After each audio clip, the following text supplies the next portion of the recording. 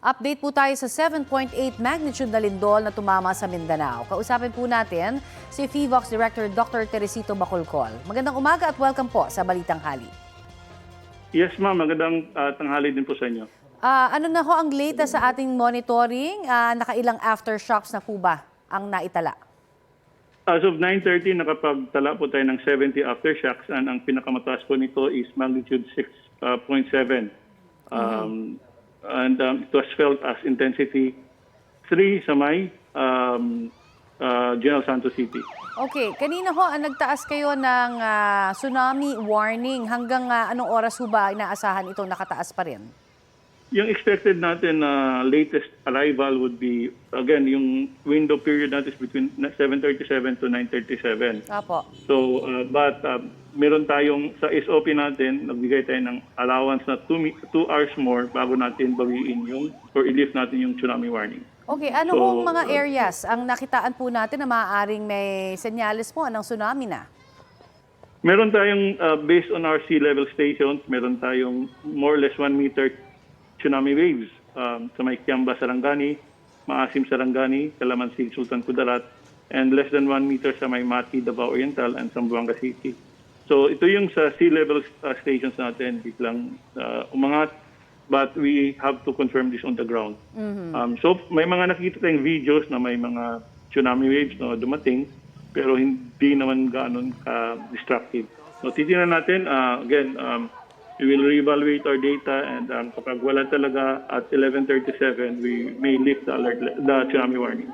Okay, yung origin po nito yung Cotabato, Cotabato Fault. Madalas ho ba na gumagalaw itong fault line na ito, sir? Yes po, madalas po ito. Every now and then may mga maliliit na lindol. In fact, last year meron tayong earthquake swarm.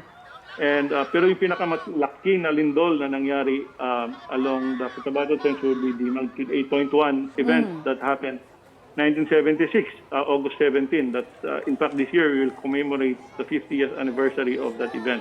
Nagkaroon ng tsunami and around 8,000 people died during that event. Okay, kasi nagkaroon ng tsunami. Opo, para po dun sa mga maaaring hindi pamilyar sa lakas po nitong 7.8 magnitude na lindol, pwede ho ba ninyong paki-describe anong mararamdaman kapag ganyang kalakas na? Depende kasi yan sa gaano kalalim or kababaw yung lindol. So kahit meron tayong magnitude 7.8, kung malalim naman, hindi po yan, kung masyadong malalim say 100 kilometers, hindi po yan halos maramdaman ng mga tao. But kapag mababaw, katulad nung nangyari kanina, 33 kilometers, naramdaman yan ng mga tao. So naramdaman yan as intensity 7. Now, so ano naman ibig sabihin ng intensity 7? Apo. Intensity 7, that is considered as destructive. And maramdaman na yung karamihan ng mga tao are frightened, and they would run outdoors. People would find it difficult to stand in upper floors, and heavy objects and furniture would overturn or topple. Yung mga bells, dambana sa simbahan may ring. Yung old and poorly built structures would experience considerable damage, and some even yung well-built structures natin are slightly damaged. I see. And pwedeng magkaroon ng cracks sa walls, sa dikes, sa fish ponds, road surface, or concrete hollow block walls. Yun po yung in-expect natin for an intensity 7 event. Opo. Sa intensity 7 po ba, makakatayo ka pa ba yan? Or makaka-duck cover and hold? Or yung mga posisyon na pinapagawa po, mahihirapan na? Well, people will find it difficult to stand in upper floors, but pwede ka pa rin namang mag-duck over and hold during the shaking. Takbo ka kagad sa ilalim ng mesa. And or kung walang mesa sa door jump. And then once the shaking stops, then you evacuate immediately. Okay. Pwede pa naman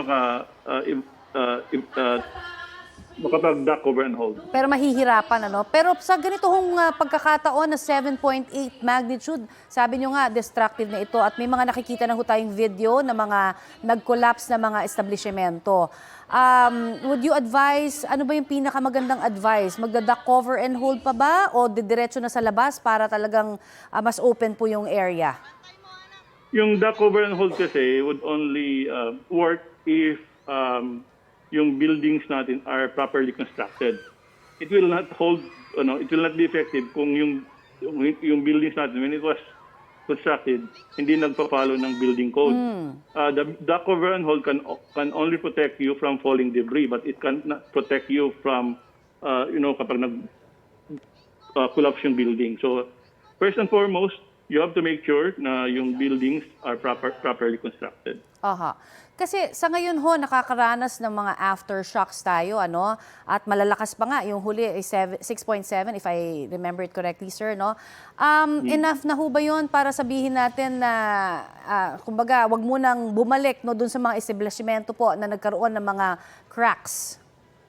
Yes, tama kayo. In fact, yung advice natin for establishments or buildings or structures that are visibly damaged, may mga cracks, wag muna sila pumasok. Kasi kung hindi man ito na-damage during the main shock, baka it will totally collapse during the strong aftershock. So bago sila pumasok, they have to seek advice from their local, municipal, or city engineering office, and then, maghingi sila ng advice kung pwede ba silang bumalik. Okay. Marami pong salamat sa inyo pong binigay sa aming update na yan, sir.